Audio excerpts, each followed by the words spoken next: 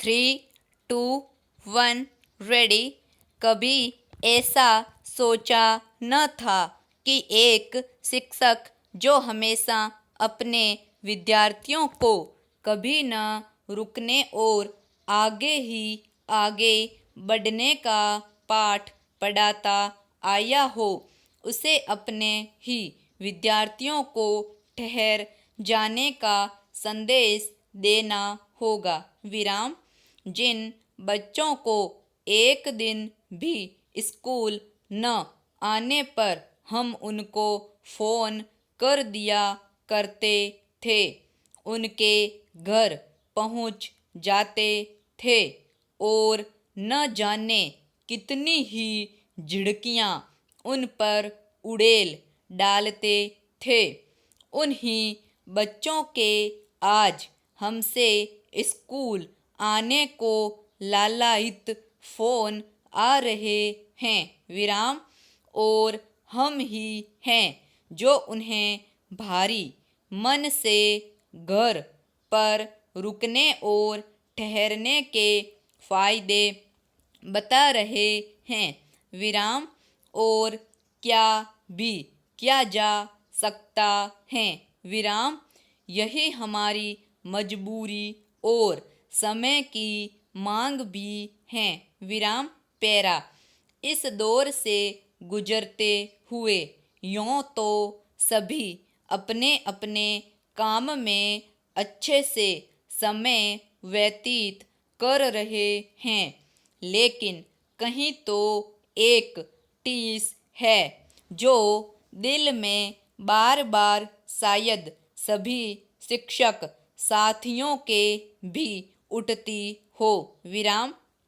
अपने विद्यालय के आंगन में बच्चों का शोर, उनका दौड़ना भागना, झूलों पर बेपरवाह हो लटकना, कभी खेलने के लिए जिद करना, कभी कहानी सुनाना, कभी सुनना, रोज उनके खट्टे मीठे अनुभवों से रूबरू होना और सबसे ज़्यादा उनकी आँखों में अपने लिए बेइंतहा प्यार झलकना।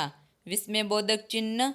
यही तो है जो शायद हमें औरों से अधिक जीवंत बनाता है। विराम। पैरा। इस संकट के समय अगर घर पर हैं तो कहने सुनने को तो सब ठीक है, मगर एक चीज़ जो मुझे अक्सर कचोटती है वह है अपनी कक्षा के मेरे प्यारे बच्चों से दूरी। विराम। मैं विद्यालय में 5वीं कक्षा के बच्चों को पढ़ा रही थी। विराम। इन बच्चों के साथ मैंने कक्षा 1 से अब तक न जाने कितने ही विषयों पर चर्चा की है, न जाने कितनी योजनाएं रची और उन पर काम किया है। और यकीन मानिए मुझे हर काम में अपनी आशा से अधिक सफलता मिली है। विराम।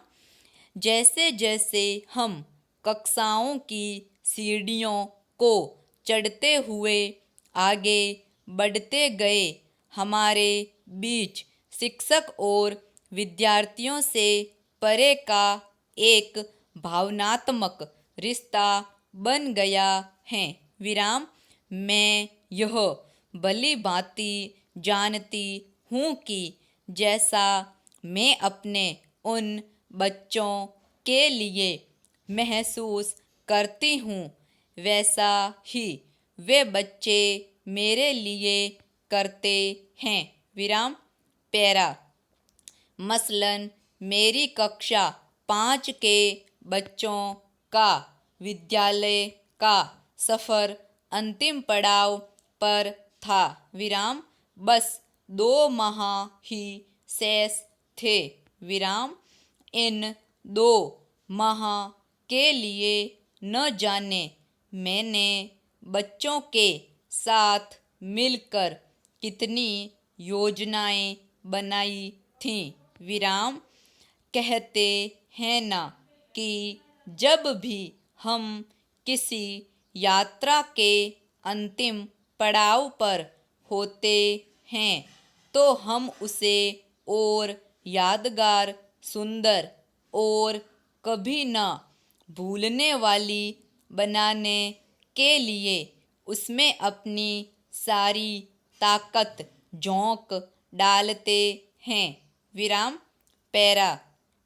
बस यही मलाल दिल में रह गया कि पूरी यात्रा एक साथ की और जब उनमें स्कूल से जाने से पहले मैं उनकी आँखों में बहुत से स्वप्न छोड़ उनको पूरा करने की लालसा जगाना चाहती थी। उस बहुमूल्य समय में हमारा साथ छूट गया। विराम। न जाने अब वे बच्चे यहाँ होंगे भी या नहीं। विराम। फ़ोन करने पर पता चला कि कुछ तो गांव भी चले गए हैं। विराम। उन सबके साथ एक सामूहिक फोटोग्राफ खिंचवाने की तमन्ना भी अधूरी रह गई। विराम। सोचा था हर एक बच्चे के फोटोग्राफ पर उनके लिए एक संदेश लिख कर दूंगी। विराम। पैरा। इस सब के पीछे मेरा एक स्वार्थ भी छिपा है कि मैं नहीं चाहती कि वे बच्चे मुझे कभी भूले। विराम। इस सब कुछ की बंदी के कारण बच्चों के साथ मैं जो वक्त खेल कूद, बहुत से रंगों के खेल, वॉल पेंटिंग, गाने, कविता रचते हुए बिताना चाहती थी, पर ऐसा न हो सका। इसका दुख मुझे हमेशा रहेगा। विराम। पैरा। लेकिन इतना मैं जरूर जानती हूँ कि जिन बच्चों के साथ मैंने शुरू से काम किया है वे मेरे न होने पर भी घर में खुद से कुछ लिख रहे होंगे, जैसे डायरी, कहानी, कुछ भी विस्मयबोधक चिन्ह कुछ रच रहे होंगे। विराम। कविता, कहानी, कॉमिक्स। विराम। कुछ सुंदर चित्रों को बना या सजा रहे होंगे। विराम। कुछ बेकार पड़े सामान से कुछ तो बना रहे होंगे। विराम। और यह तो पूरे यकीन के साथ कह सकती हूँ कि वे कुछ ना कुछ तो जरूर पढ़ रहे होंगे। विराम। कुछ बच्चों को फ़ोन करने पर यह पाया भी। विराम। मैं उन्हें कुछ काम देना चाहती थी, पर वे तो मेरी आशा से परे बहुत कुछ कर रहे थे। विराम। इसलिए काम देने के बजाय मैंने उनसे फ़ोन पर बातचीत करना, उनके अनुभव सुनना, उनके भाई बहनों की झगड़े की कहानी सुनना, मम्मी पापा की शिकायत, आसपास रहने वालों की गलतियाँ और फिर उनको बच्चों का समझना, सब कुछ इत्मीनान से सुना विराम। और यही वह था जो मुझे और बच्चों को संकट की घड़ी में सुकून दे रहे थे विराम। इसी आशा में कि यह समय जल्द ही बीत जाएगा और हम इससे शीघ्र ही उबर पाएंगे।